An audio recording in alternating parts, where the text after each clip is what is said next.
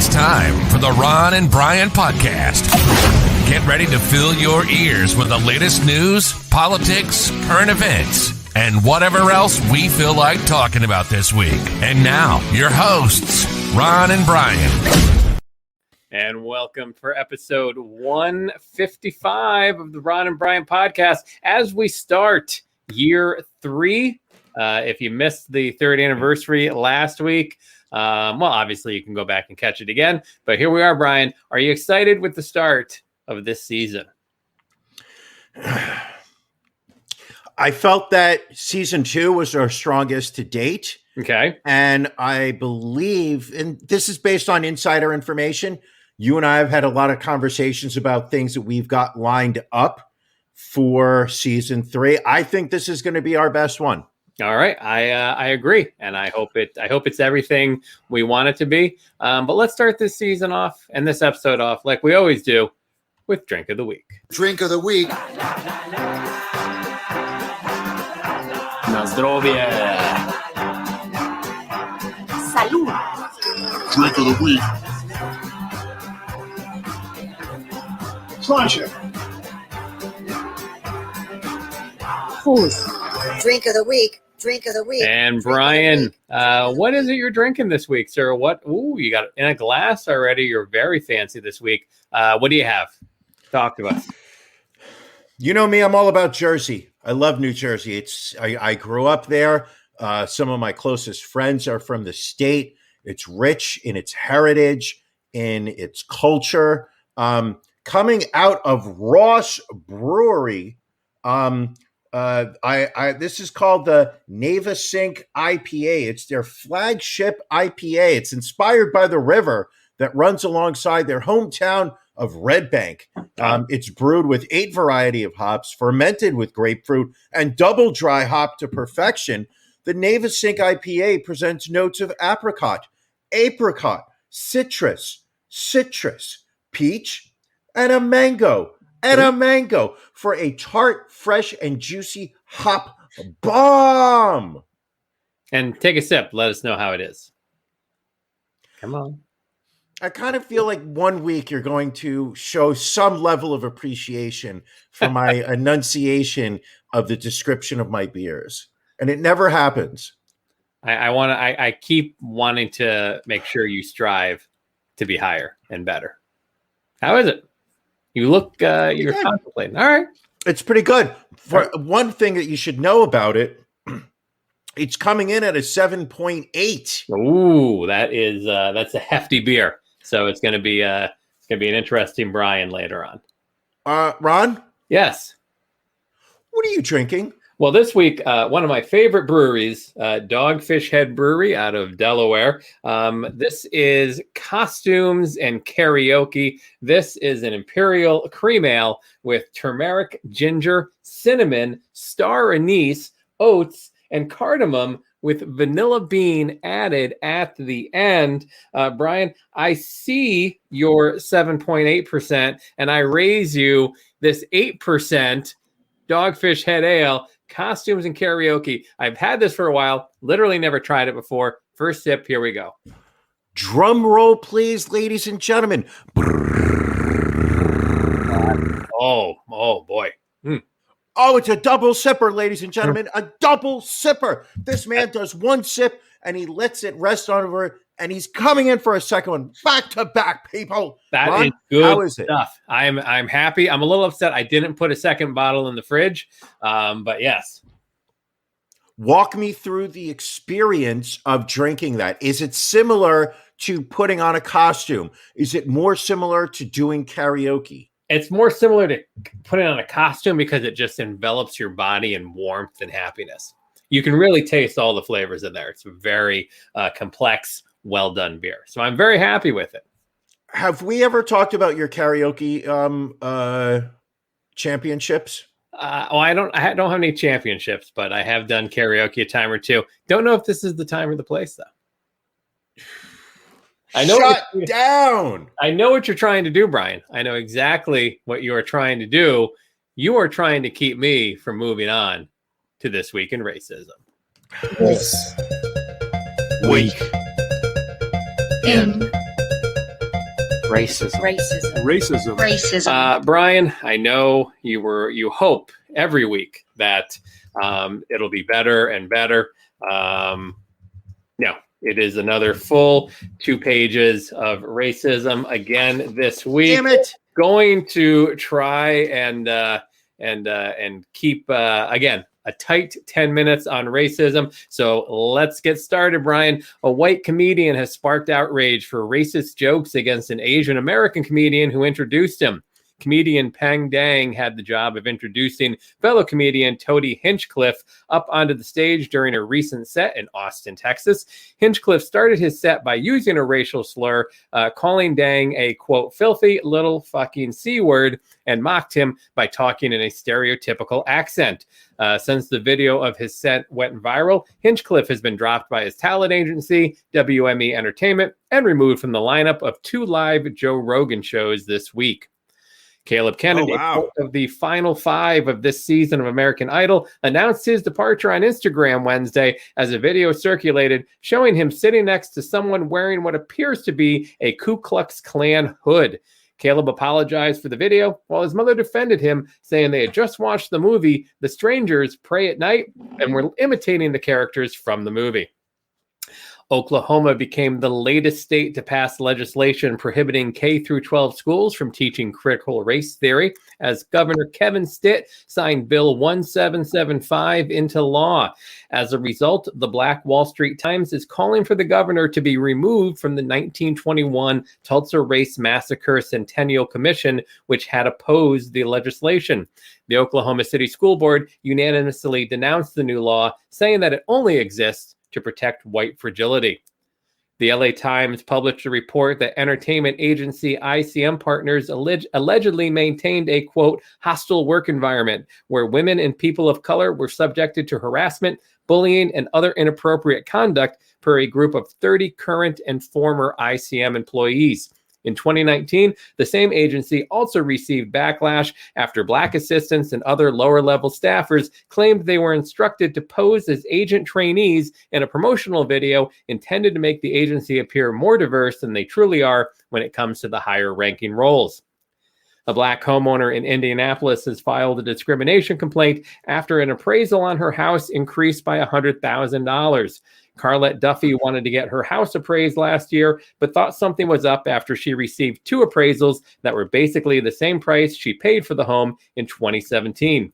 After listening to a speech about housing discrimination, she decided to conduct a test by removing all family photos, African artwork, and certain books, not disclosing her race to the appraisers, and having her white friend sit in on the 3rd appraisal. After removing all traces of her Blackness, her appraisal magically doubled to over $100,000 more than she was initially offered. The discrimination complaint filed by Duffy and the Fair Housing Center of Central Indiana asked the Department of Justice to investigate the discrepancies between the appraisals. In this week's Reason Why People Don't Trust the Police, an Oregon police officer is facing criminal misconduct charges after he drove home after another officer who was suspected of committing a crime instead of arresting him. Forest Grove police officer Bradley Schutz was indicted on 1 count of first-degree official misconduct stemming from an incident on Halloween last year when off-duty officer Stephen Teets drunkenly terrorized a Black family outside their home. In addition to driving Teets home, the family's attorney alleges that the investigating officers also failed to search him for weapons, intentionally omitted from their police reports that the incident was motivated by the Black Lives Matter flag on their front lawn, and they did not turn on their body cameras. Teets is facing charges of second-degree criminal mischief and second-degree disorderly conduct. 3 New York City police officers were arrested Tuesday and charged in connection with an alleged tow truck bribery scheme. The investigation into this scheme showed that Officer Robert Smith repeatedly used the N-word and expressed his support for the Ku Klux Klan. Quote, "Bro, I point my gun out the window now at N-words and watch their reaction and drive away," Smith texted, according to prosecutors. And, quote, "Now the real Smith will shine. I even shaved my head. Klan." 2 Black women riding bikes in Central Park were falsely accused by a white woman of beating her. The incident began when Alana Lambert and Shakuria Thomas dropped a phone charger, which the unnamed woman ran over and grabbed. When they attempted to get the charger back from the woman, she called 911 and accused the pair of touching and beating her for refusing to return the phone charger. At one point, Lambert can be heard in the video asking the woman if she is racist, to which the woman replied, "Yes, I am. I pick my race over any race. What's your problem?" The women eventually got their charger back, but NYPD officers decided that they did not have the grounds to file a police report against the woman. A high school baseball coach in Kansas has been placed on administrative leave after he was accused of telling the only black player on his team to turn his rap music down and referring to it as N-word music. NBC News reports that Dave Flood, who coaches high school basketball at Olathe North High School in Olathe, Kansas, was placed on leave Friday, shortly after the allegations against him were posted on Facebook by the father of the black student athlete. The Olathe School District has released a statement confirming that the coach's alleged comments have been investigated and that the district has recommended that he be fired. A high school teacher in Alaska has been put on administrative leave over remarks that she made during a virtual class. The unidentified teacher from Lathrop High School, referred to as Ms. Gardner in a video of the class posted on YouTube, told her students that George Floyd would be alive if he had complied with police officers, that police do not have time to choose between their gun and a taser, and that students shouldn't dress like thugs with their pants around their knees if they don't want to be targeted by cops. The teacher will remain on leave until the school district completes an investigation. A coach at an Illinois high school has resigned from her position after a racist comment she allegedly made to a student resulted in so much outrage that someone called in a bomb threat. Sarah Baker, a coach and teacher at Marion High School, allegedly called a 15-year-old student athlete on the track team a, quote, barefooted African from the third world. Baker allegedly made the comment last month after seeing two black students running up a hill without shoes on. People began to protest at the school as news of the comments got out, and Baker was put on paid leave as a result. Then a person in New York made a call to the school threatening to blow it up if the teacher wasn't fired. Baker apologized to the student for the comments, but the girl's family said it was insincere. Baker was also under scrutiny from school officials for using Snapchat to, quote, professionally communicate with students. The school board accepted Baker's resignation on Wednesday, though they will allow her to be transferred to another school in the district. A woman was caught on police body camera footage verbally abusing an officer after she was pulled over during a routine traffic stop in San Dimas, California. She was pulled over for using a cell phone while driving, and after signing off on the traffic violation, she told the officer, quote, "Here you go, Mexican racist. You are always going to be Mexican. You will never be white. You know that, right?" The woman later called Internal Affairs to file a harassment complaint against the officer. The LA County Sheriff's Department stated that she has a history of making false claims against deputies. A man has been arrested after assaulting an Asian restaurant owner in Arlington, Virginia. Jordan Bevan consumed $70 worth of sushi rolls at Bonsai Grill in Crystal City before taking off before paying. The owner and her son, Henry Kim, followed him out of the restaurant. And when Kim called 911, Bevan pushed his mother to the ground saying, "Get out of my face. You Asians have the coronavirus. I don't want it from you guys. Get away." Bevan has been charged with defrauding an innkeeper, felony assault and battery, and it has also been reported to the Virginia State Police as a possible hate crime. And finally, in the category of I don't know how I feel about this, a Dunkin' Donuts employee in Tampa is charged with the death of a customer after he allegedly punched the man for using a racial slur, causing the customer to fall and hit his head. The customer, a 77-year-old man, was going through the drive-thru when he became upset due to a lack of service and was asked by staff members to leave. Instead, the man parked his car and went inside the restaurant to argue with 27-year-old store manager Corey Pujols. The man called Pujols a racial slur and repeated the phrase after Pujols challenged him to do so. That's when police said Pujols punched him in the jaw, knocking the man out and causing him to fall and hit his head on the floor. The man was transported to a local hospital where he died 2 days later. Police arrested Pujols and charged him with aggravated manslaughter of an elderly adult. So, hold on.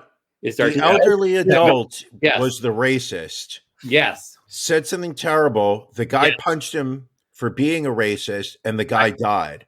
Yes.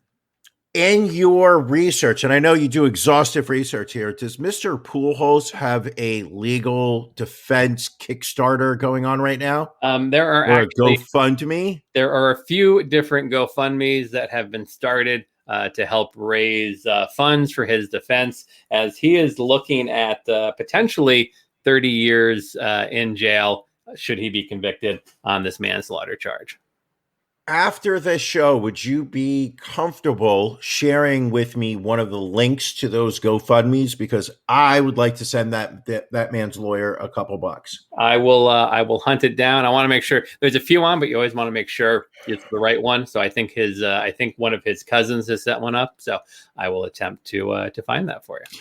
And you know, when someone's cousin is asking for money, it's absolutely legitimate. I mean, completely legitimate. You know, penny for penny is going to the cause that it's for. Look at that. Right under 9 minutes, 22 seconds. Told you, Brian.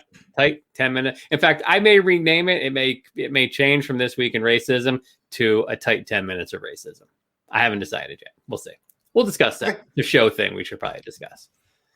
In the meantime, not much to discuss here. It's time for Beef of the Week.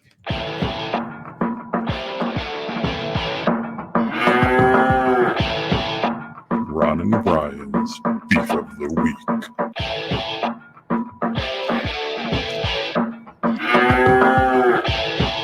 All right.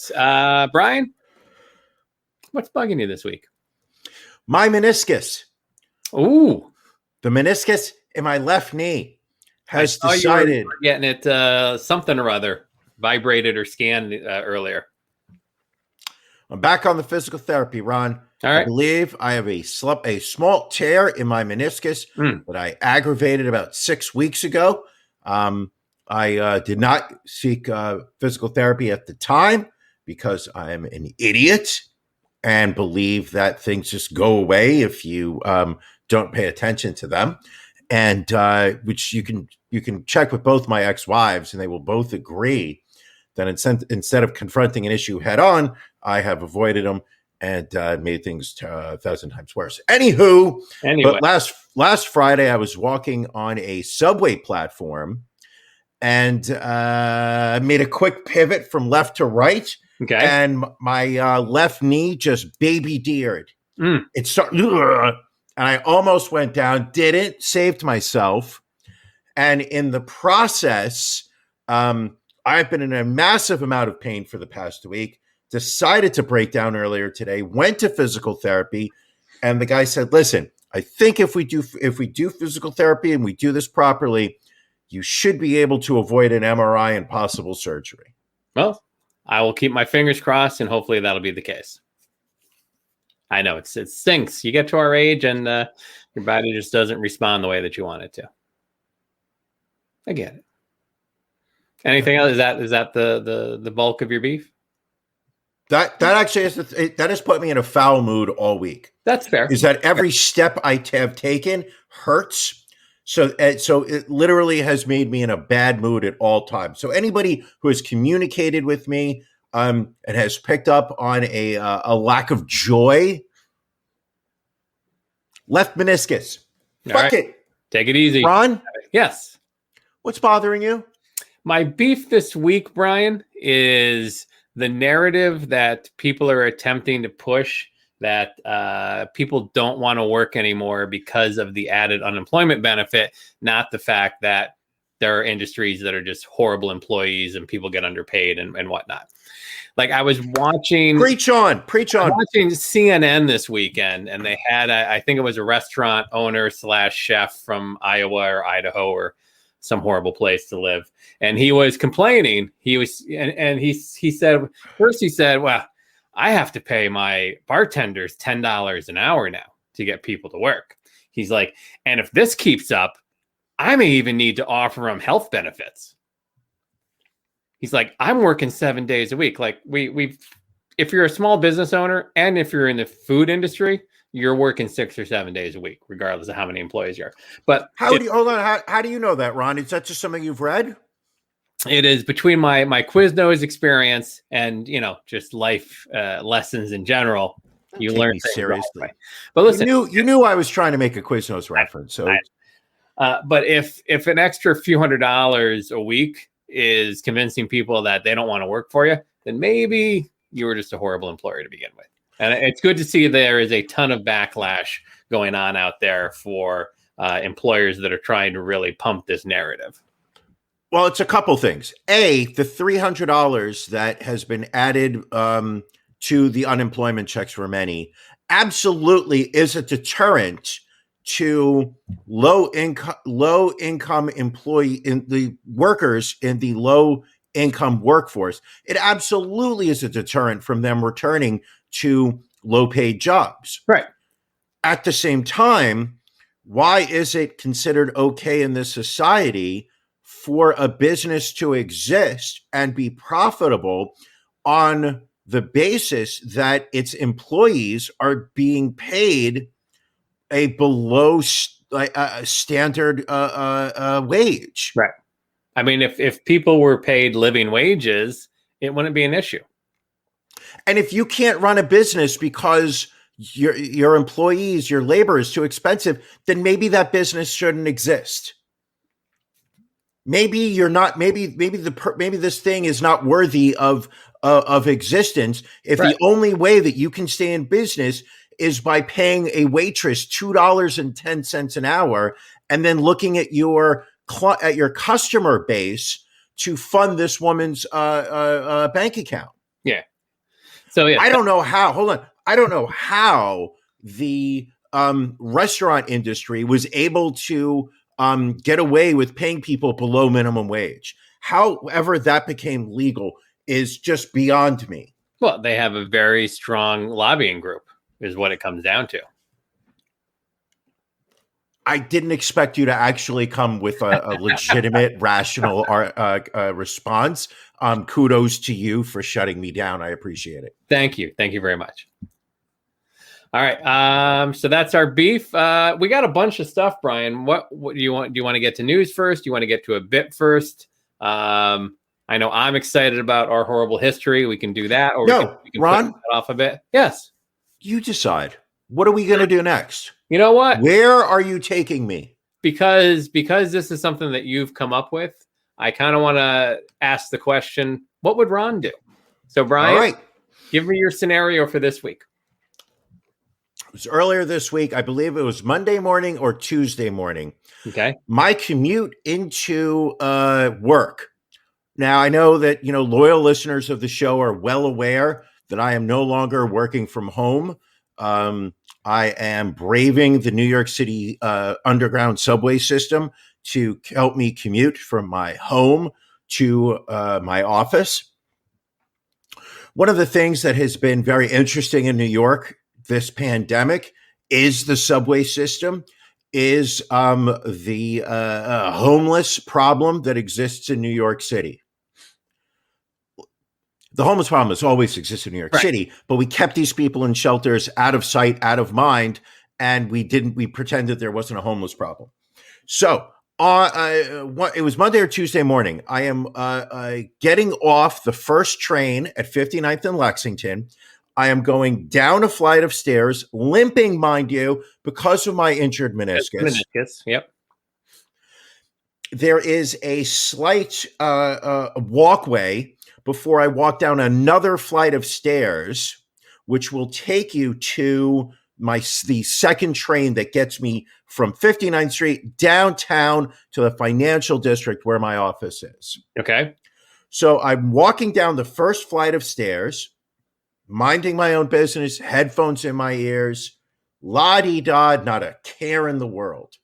I hit the landing. I'm walking down the walkway, at which point I see I'm going to say this man was probably in his mid-50s. He appeared to be Hispanic culturally, and he also appeared to be completely naked. Okay. A wild, crazed look on his face. The man is screaming something. I have my headphones on, music on, could not hear a word. I see a gentleman standing several feet away from him with a phone in his hand, and he's talking into the phone. The homeless man I would like to mention to you is also bleeding Ooh, okay. from the stomach area. Okay. You've painted a picture. All right. What would Ron do? In what way? I mean, What would Ron do? I would maybe stop for a moment and ask the person on the phone if they were calling for assistance for this man. And if they were, I probably would just go on my way. And if they weren't, I would probably, call and report, this individual naked, bleeding, in distress on the subway platform. That's me. You, Okay. Brian, I'm guessing you walked by, not making eye contact, and moved down and got on your train and thought nothing more of it. You're about 20% correct. 20%. Okay. Tell me the 80% I missed. I stopped, Okay. came to a full stop, Wow. Okay. made eye contact, Wow. stared at this man. He made eye contact with me.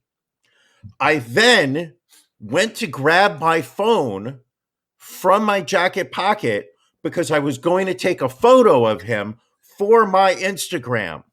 Okay. And you didn't. Exactly. I sat there and said, you know what? I don't believe that this man's mental state needs to be paraded for social media clout. So I turned my head. I walked down the rest of the walkway. I walked down the flight of stairs, at which point I see the man's clothes. So now you're starting to piece things together. I see a polo shirt that was yellow, green, and white, and red for where the blood was. I saw droplets of blood near the shirt. I saw a pair of jeans. I saw 2 sneakers and 2 socks. And I regretted not taking the fucking picture. Listen, It ate away at me for like an hour that I didn't take the picture. And I agree with Elisa here. You made some baby steps just then. You allowed this man to maintain some of his dignity by not taking his photo and posting it on your Instagram. I saw him naked. He is what I would refer to as, someone that I can relate to. He was a grower, not a shower. Okay. There was no dignity at this point. There was nobody walking by him sitting there, impressed with where this man was, how this man was approaching life.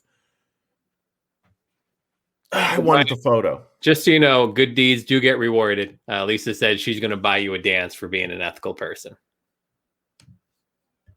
Am I really an ethical person? Am I trying? Did I just make one right decision? I'll take the dance. Don't get me wrong. It was an effort. I'll give you that much. Did he have a mask on, Brian, is the bigger question. No. Then hopefully he was vaccinated.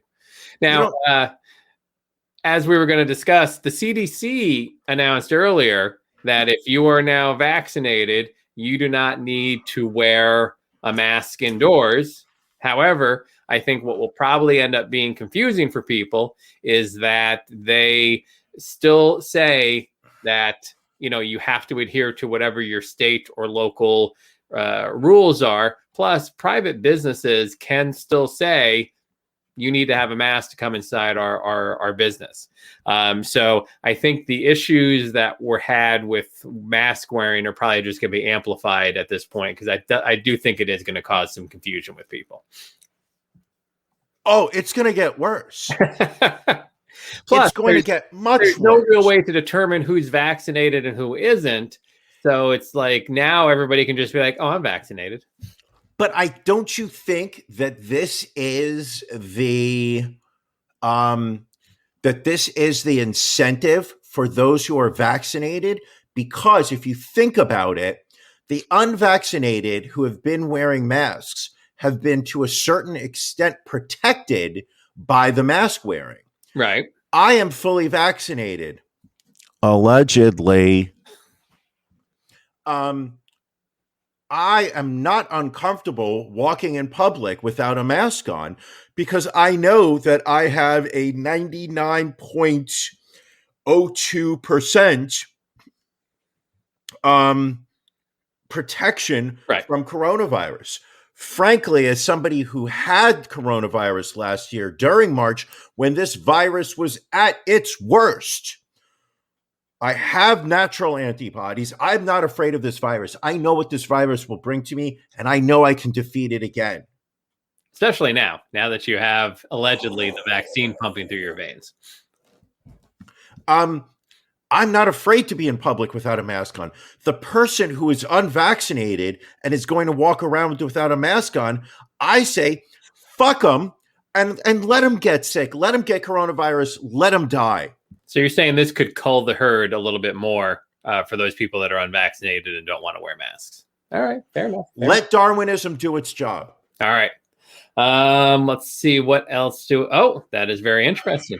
Bill Maher fully vaccinated and tested positive, so he will not be doing this week's show. Okay. See, this is and tell me if I'm wrong in this logic here. He's tested positive for it. Is he how sick is he? Right. Is he symptomatic? Is he not symptomatic? The odds of the vaccine is not a 100% barrier from testing positive. But the reality of the situation is the likelihood of becoming symptomatic are finite or infinite. Both. Oof. It becomes very small once you've been vaccinated.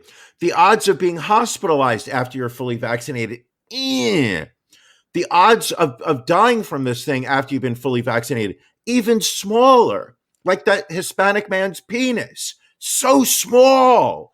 So the idea is just the fact that, okay, so you test positive, but if you're asymptomatic and you're surrounding yourself with fully vaccinated people, what's the problem? The only people that you're there to protect, to worry about at that point are the unvaccinated. And at that point, fuck them. I'll cough on all their dirty asses. Well, not their actual dirty asses. I really... At least it brings up a good point. Just remembering still that kids can't get vaccinated. But again, I think hold on. What? She's wrong here, Ron. She says they're innocent. And if we all know children are never born, they are born with original sin. With my deep religious upbringing, I can honestly say the children are all born with original sin, and they need to be baptized. Well, they're ordained. What's the thing where they what? Yeah, they're born with original sin, but you know what they're not born with? Receptors.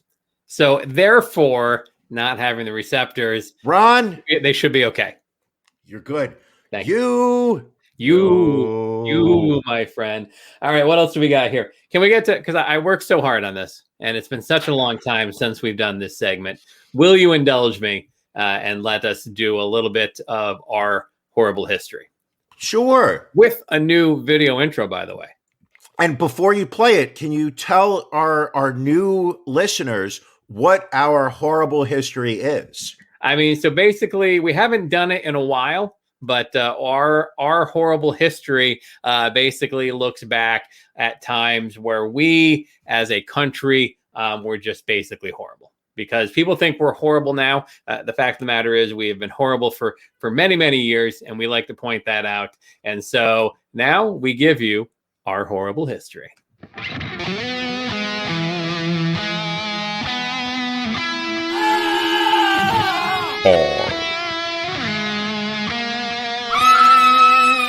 Horrible history. All right. So this week in our horrible history, we're going to a town that is obviously very near and dear to me, Philadelphia, Pennsylvania. Before it was known as the city that threw snowballs at Santa Claus or batteries at Santa Claus, one or the other. It was known as the city that bombed its own residents. And today, May 13th, is the 36th anniversary of the MOVE bombing in Philadelphia. If you are not familiar with MOVE, it was originally the Christian Movement for Life. It is a militant Black separatist group that advocated for nature laws and natural living, founded back in 1972. The group combined revolutionary ideology, similar to that of the Black Panthers, with work for animal rights. They actually had an interaction with Philly police initially in 1978. There was a shootout between the Philly PD and MOVE at a property at Powelton Village that MOVE had been ordered to vacate. Officer James Ramp was killed by a shot to the back of the neck, with 16 other police officers and firefighters injured in the firefight. Eyewitnesses gave accounts suggesting that Ramp was killed by friendly fire, but 9 members of MOVE were convicted of third-degree murder and each sentenced to 100 years in prison. Fast forward now to 1981, MOVE relocated to a row house in the Cobbs Creek area of West Philadelphia. Apparently, neighbors complained to the city for years about trash around their building, confrontations with neighbors, and bullhorn announcements of political messages by MOVE members. So in 1985, the Philly police obtained arrest warrants charging 4 MOVE occupants with crimes including parole violations, contempt of court, illegal possession of firearms, and making terrorist threats. Police evacuated residents of the area from the neighborhood prior to their action, and residents were told that they'd be able to return to their homes after a 24-hour period. So on Monday, May 13th, 1985, nearly 500 police officers, along with city manager Leo Brooks, arrived in force and attempted to clear the building and execute the arrest warrants. Water and electricity were shut off in order to force MOVE members out of the house. Police Commissioner Gregor Sambor read a long speech addressed to MOVE members that started with, "Attention MOVE, this is America. You have to abide by the laws of the United States." When the MOVE members did not respond, the police decided to forcibly remove the 13 members from the house, which consisted of 8 adults and 5 children. So just to redo the math, 500 police officers, 8 adults, 5 children. There was an armed standoff with police who lobbed tear gas containers into the building. The MOVE members fired at them, and a gunfight with semi-automatic and automatic firearms ensued. Police used more than 10,000 rounds of ammunition before Commissioner Sambor ordered that the compound be bombed. From a Pennsylvania State Police helicopter, Philadelphia Police Department Lieutenant Frank Powell proceeded to drop 2 one-pound bombs made of FBI-supplied Tovex, a dynamite substitute, targeting a fortified bunker-like cubicle on the roof of the house. The ensuing fire killed 11 of the 13 people in the house, 6 adults, and all 5 children. The fire spread and eventually destroyed approximately 65 nearby houses. After the fire broke out, firefighters were held back and their high-powered water cannons were not turned on until 1.5 hours after the bomb was dropped. Mayor Good later testified at a 1996 trial that he had ordered the fire to be put out only after the bunker had burned, but the police commissioner said he received the order, but the fire commissioner did not. Ramona Africa, one of the 2 MOVE survivors from the house, said that police fired at those trying to escape from the burning building. In the aftermath of the bombing, Mayor Good appointed an investigative commission, which issued its report on March 6, 1986, denouncing the actions of the city government, stating that dropping a bomb on an occupied row house was unconscionable. Following the release of the report, Good made a formal apology, but no one from the city government was criminally charged in the attack. In 1996, a federal jury ordered the city to pay a $1.5 million civil suit judgment to survivor Ramona Africa and relatives of 2 people killed in the bombing. The jury had found that the city used excessive force and violated the members' constitutional protections against unreasonable search and seizure. In 2005, after a civil trial brought by residents seeking damages for having been displaced by the widespread destruction following the police bombing, a jury awarded them almost $13 million to be paid by the city of Philadelphia. And then, if that wasn't enough, in April 2021, it was reported that the remains of 2 of the children killed in the bombing went missing. After investigations into the bombing were complete, the city medical examiner's office gave the remains of Tree Africa, age 14, and Delisha Africa, age 12, to anthropologist Alan Mann, who worked at the University of Pennsylvania. When Mann transferred to Princeton University in 2001, he reportedly took the bones with him. After the news of the remains became public, UPenn, Princeton, and Mann released statements that they did not have possessions of the remains. In Mann's defense, he did say that he was unable to return the remains in the 80s because he was unable to identify them. He said he had asked members of MOVE to provide DNA samples to help with the identification, but they declined. And then this week, it was announced that Philadelphia Health Commissioner Dr. Thomas Farley had disclosed that several years ago, he learned of remains found by the medical examiner's office that belonged to victims of the 1985 MOVE bombing. Instead of fully identifying those remains and returning them to the family, he made a decision to cremate and dispose of them. Mayor Jim Kenney asked for Farley's resignation today and has also placed medical examiner Dr. Sam Gulino on administrative leave, pending a full investigation. And that, my friends, is the story of the MOVE bombing. You all right, Brian? You look a little... It's offensive and depressing all at once. It is, yeah. I like the fact that you get the worst parts of the podcast to do. I was saying to somebody earlier today, the putting together the This Week in Racism is probably the worst part of my week. But what can we talk about to maybe cheer us up a little bit, Brian? I think I have a story that will cheer you up. Oh, a story. It is a follow-up. Okay. It's a follow-up on last week's, was it last week's What Would Ron Do, or 2 weeks ago, What Would Ron Do? When I was talking about going to a baseball game and touching a baseball when being told by fans to give it to a kid. That was a couple of weeks ago, yes. And you gave I said it. I gave it to a kid. This past Friday, I went to Yankee Stadium to see a game between the Washington Nationals and the New York Yankees. And as I am wont to do, I showed up to the stadium when the gates opened up so I could, with my friend, who shall go nameless. I'm not here.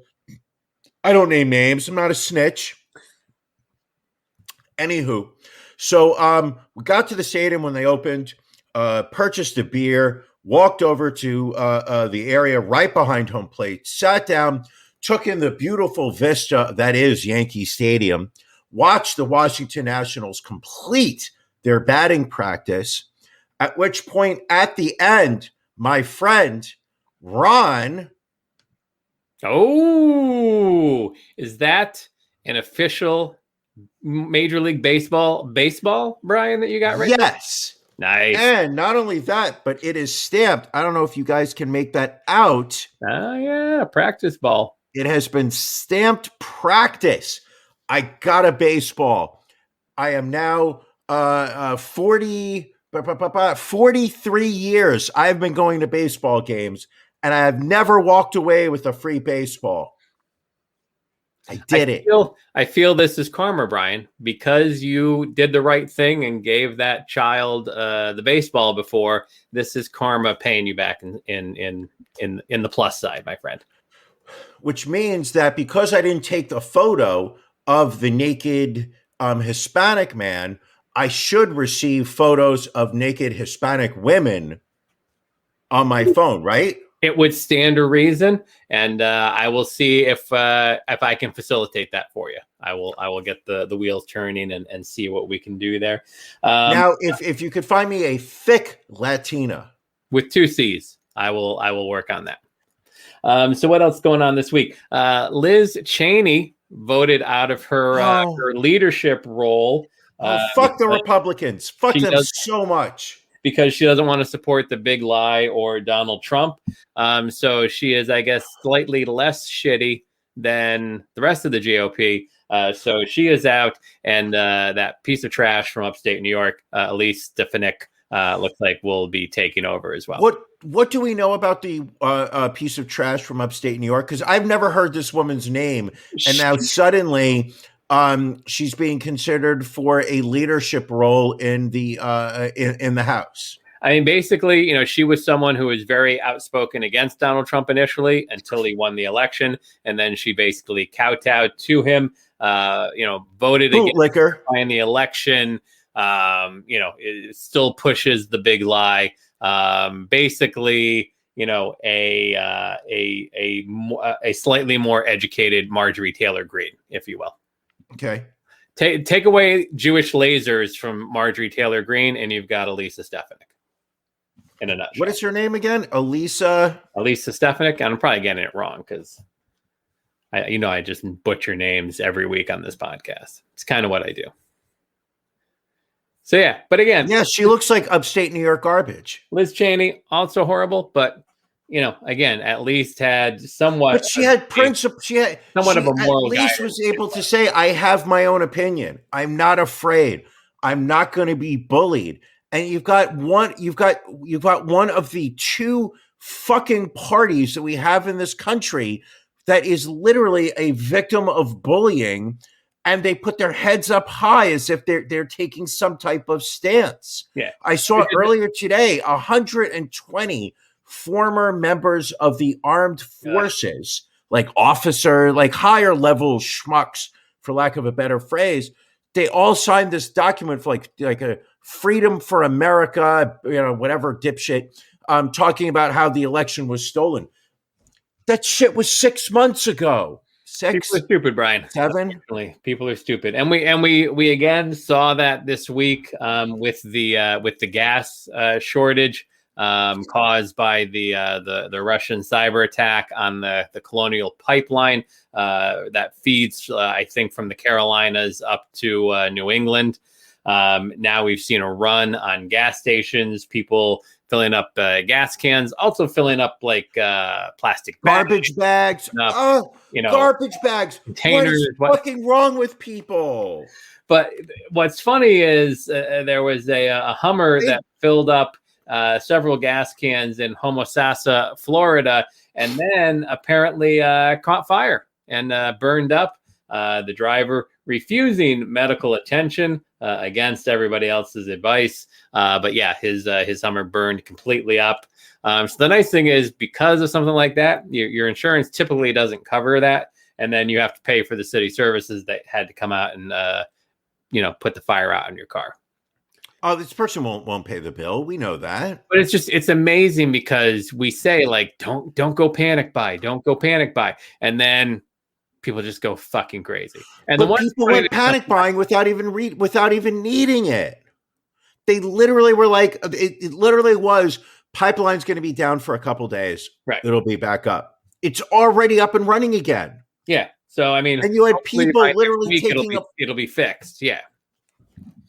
But this is the problem. And this is my issue, is that you've got people who have 3/4 of a tank of gasoline.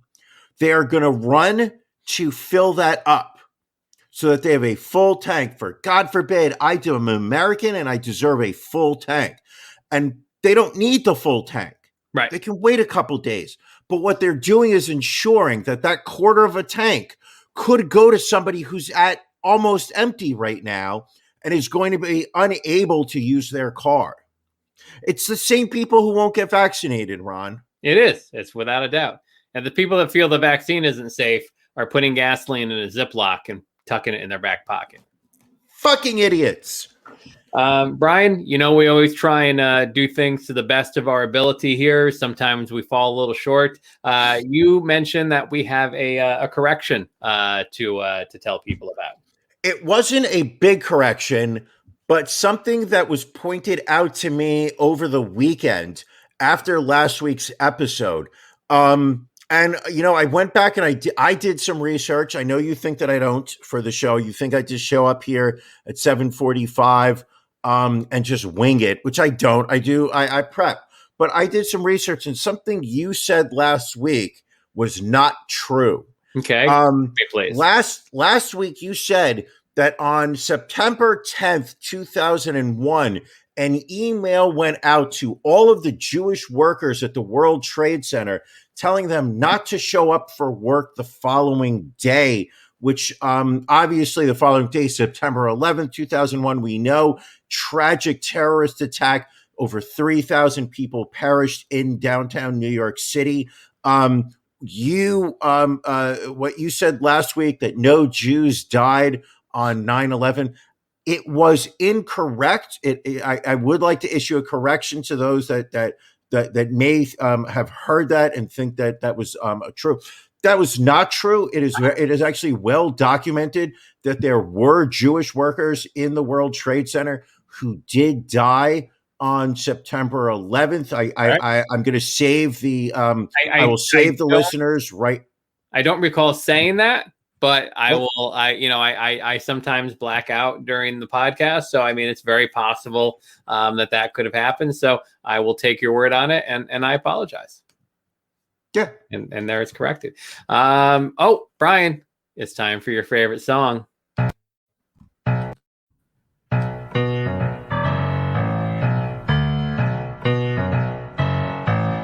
Stonks. So basic quick stonk update. Stock market brutal this past week. Stock manipulation all over the place. We are still feeling good about a lot of our stocks. We are still feeling good about LaborSmart and Next Level Hydrogen Water. In fact, they signed a joint distribution agreement with Manny Pacquiao to produce Next Level Hydrogen Water in the Philippines and distribute to all of Asia, which represents 39% of the world's non-alcoholic beverage market.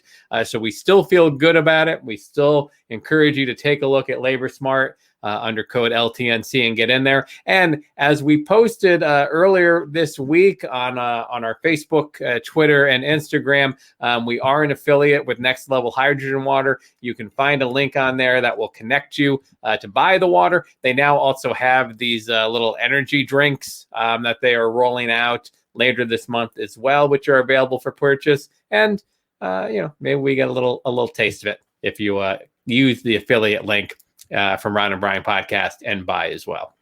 Question. Now, does that only work for the Next Level Water, or I don't believe so.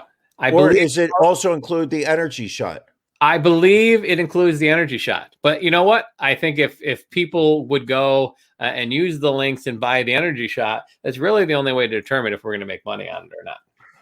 I really hope we can make some money on it. I'm tired of losing money. Like, I was up thousands of dollars like a couple of weeks ago.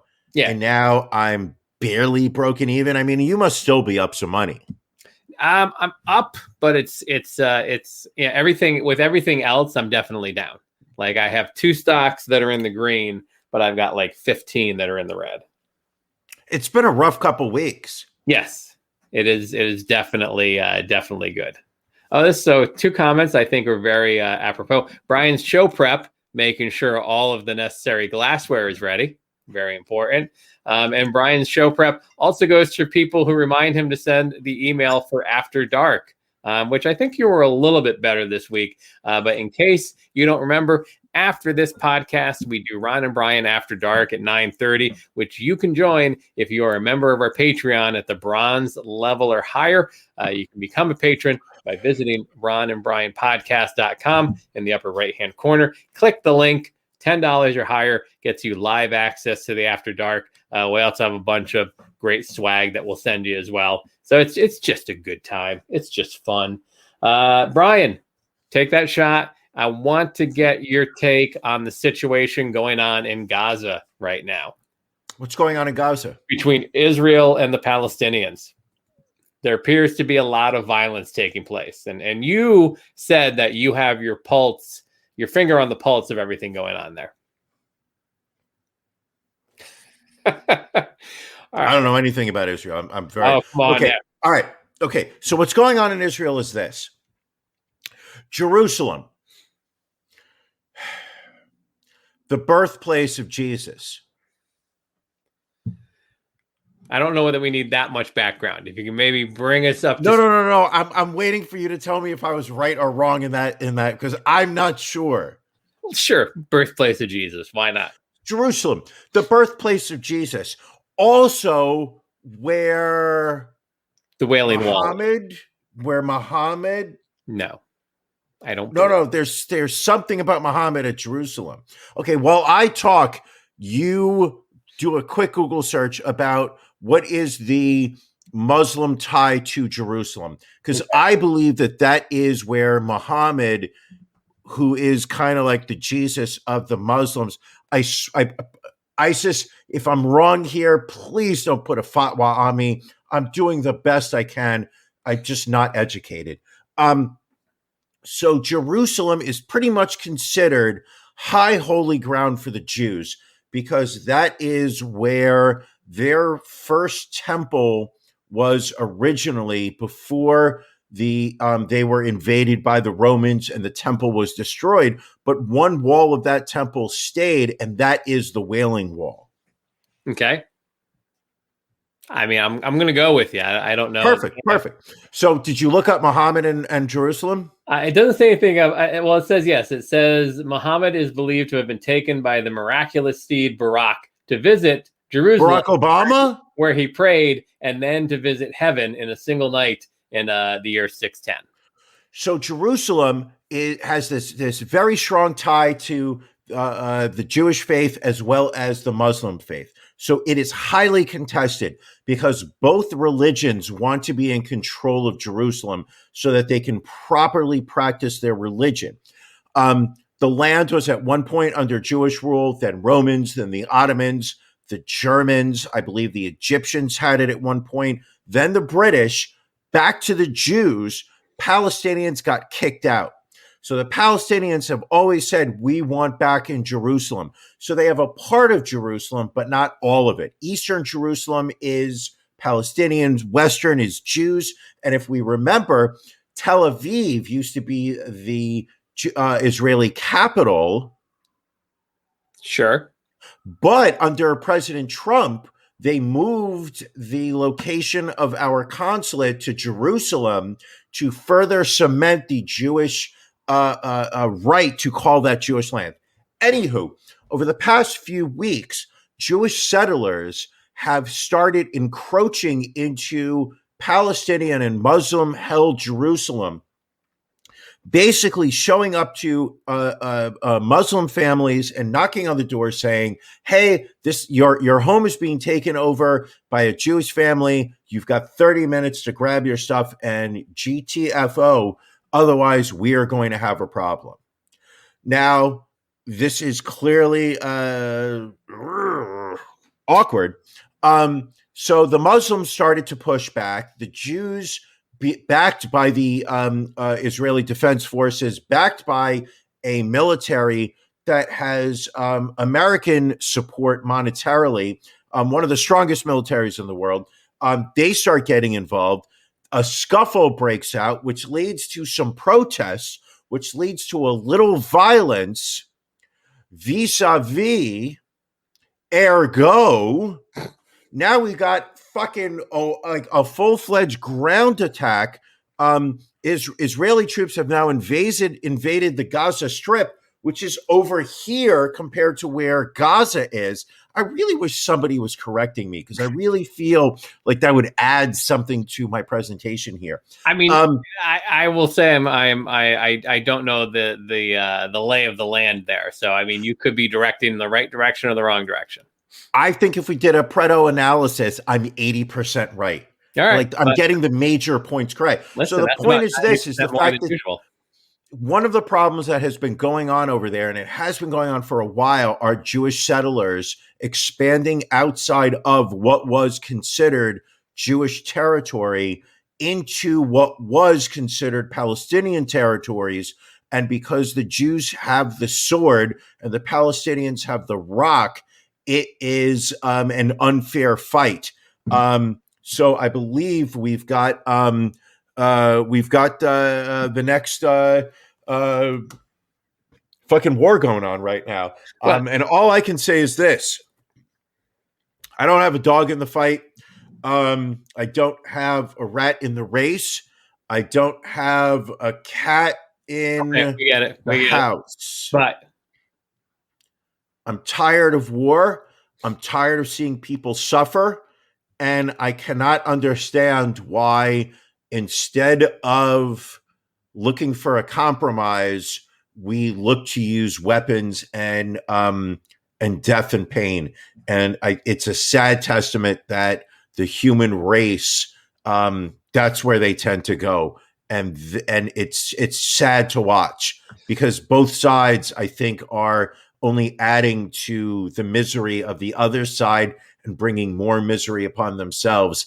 And it's so fucking sad to watch, because at the end of the day, nobody really wants there to be any progress, because you've got too many people profiting off of war, Right. and profiting off of misery, and they want to keep it going. And nothing ever changes for the better. first, kudos to you. Elisa says you're a man for taking the stand on this, and you've been upgraded to the champagne room.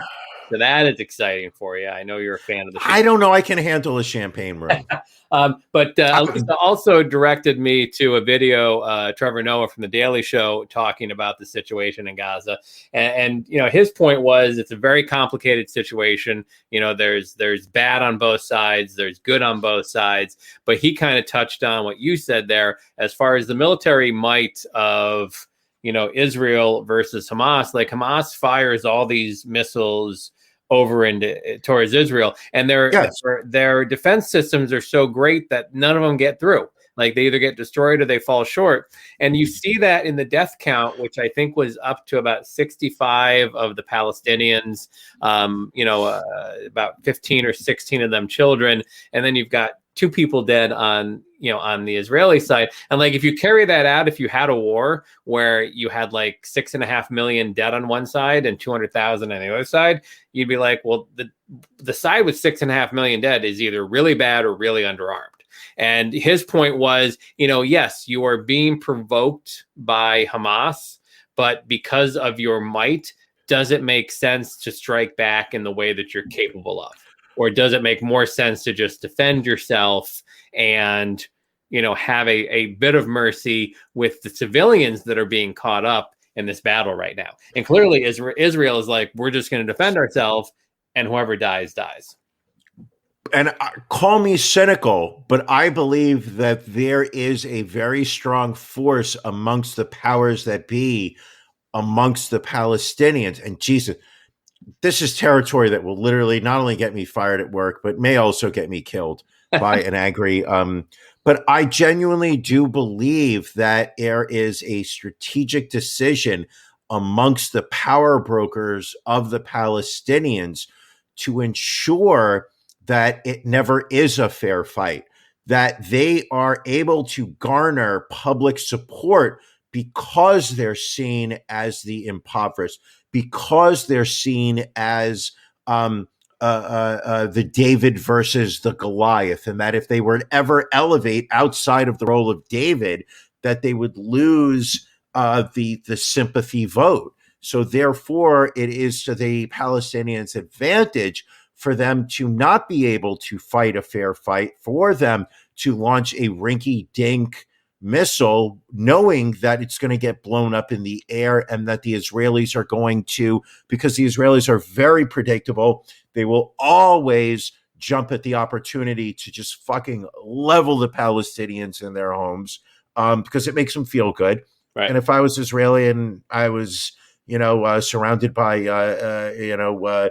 angry Arabs, I would probably understand it.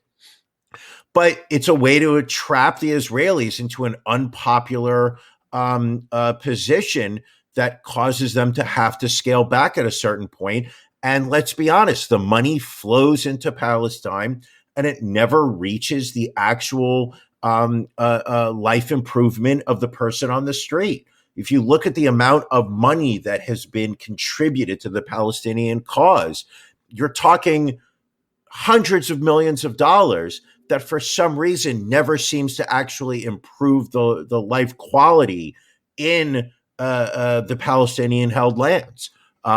They're well known for corruption. Oh my God, I'm literally talking myself into a stabbing. My God, what am I doing? What's amazing to me is like everyone, especially politicians here in the U.S., they're so scared to say anything negative about Israel. But Israel, of course. Oh my God! But it is Heaven amazing. You can't even make a valid criticism of Israel without being branded an anti-Semite. But Ron, we live in a world where you can't say that you don't think Donald Trump lost the election. You get kicked out of your own fucking party. Oh, that's true. Like you can't we're like the people that we're supposed to look to as being leaders are so afraid of their weak hold on power that they're not willing to do anything that might jeopardize it. Yeah.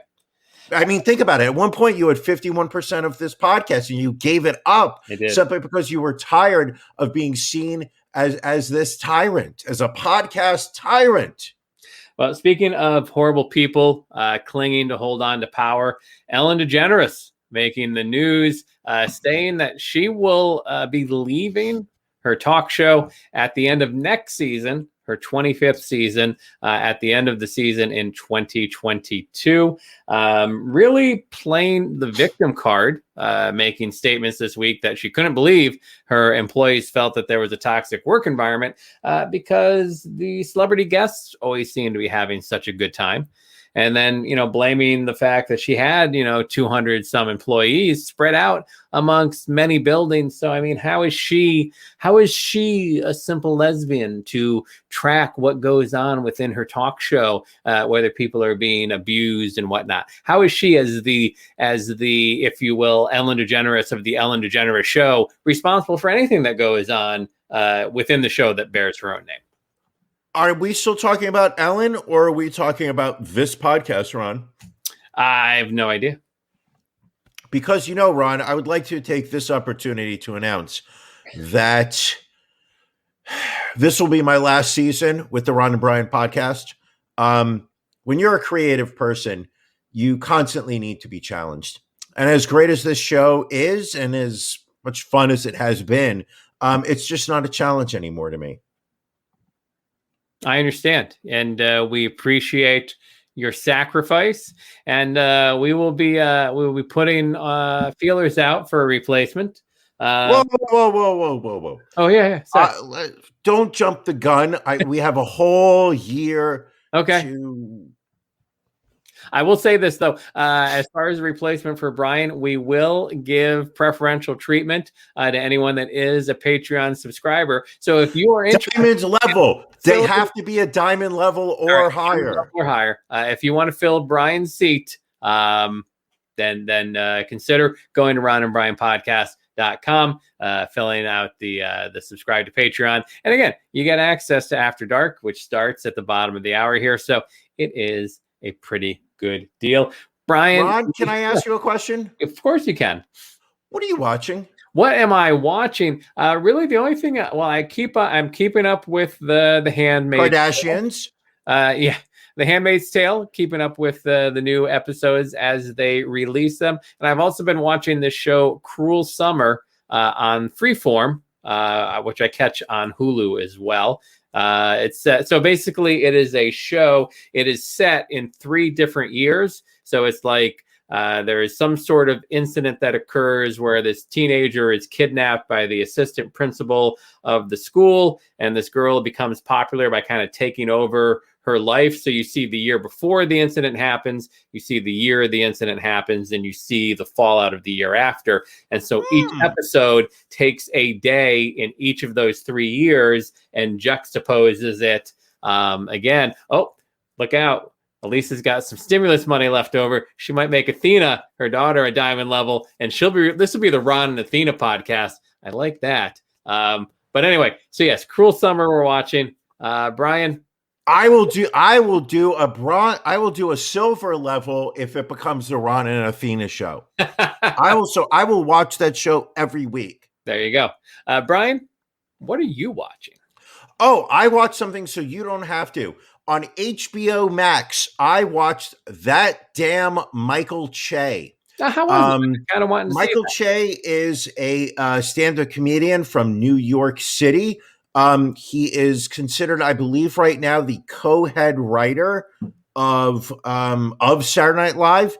He is the co-host of the Weekend Update segment. Yep. So it is it's a sketch-based show. There's 6 episodes. They range from 20 to 25 minutes in length. I'm not sure that it really sent a cohesive message. They were I didn't laugh until episode 4, but when I laughed, I definitely laughed. It's their social commentary. There are it felt like a Chappelle show that was watered down significantly. Without the edge. And at the same time, everything doesn't have to be on the edge. Everything doesn't have to be all the way out there pushing boundaries or whatnot. There were parts that were absolutely dry where you sat there and said, I'm not sure what the purpose of it. It's very slow to kind of get its legs. I felt like for a show where like all 6 came out all at once, maybe. Mm-hmm. It would have felt like the episodes were more consistent, but episodes 1 through 3 were very slow. I sat there and said, listen, I got another hour. I'll knock out the rest of the show. That's when I felt like it picked up steam and became worthy of spending the period of time. I recommend it if you want to have a sense of the African-American experience in 2021. I think if you like the Saturday Night Live type of humor, slightly irreverent, I recommend it, but don't hold it against me if you give up 2 episodes in. All right. Sounds good. Well, thank you for watching us. We are going to wrap things up here. We're going to get ready for After Dark starting at 9:30. Again, Patreon members, bronze level or higher, get to join us. So if you want to catch it real quick, if you go over to ronandbrianpodcast.com, click Become a Patron, join us, and we'll get you the link out real quick. Otherwise, we will be back next Thursday night here at 8 o'clock. Me, Brian's torn meniscus. We will all be in the house. Brian, anything else before we get on out of here? It's your meniscus. It looks pretty bad. Fucking hurts. All right. Well, thank you all for joining us, and we will catch you all next week.